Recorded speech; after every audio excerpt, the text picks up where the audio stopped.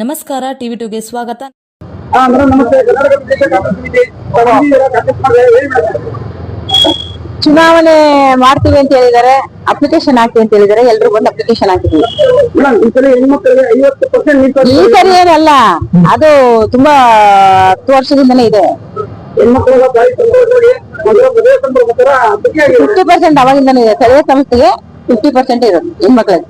ಬೇರೆ ಆಗಿದ್ದಾಗ ಹಲವಾರು ಒಂದು ಸಾಮಾಜಿಕ ಕೆಲಸಗಳು ಮತ್ತು ಸಮಾಜ ಮಾಡ್ಕೊಂಡು ಬರ್ತಾ ಇದ್ರ ಈಗ ಅದು ಗುರುತಿಸಿದಲ್ಲಿ ಈಗ ಈ ಸರಿ ನಿಮ್ಗೆ ಸೀಟ್ ಕೊಟ್ಟರೆ ಒಂದು ಭರವಸೆ ಇದೆ.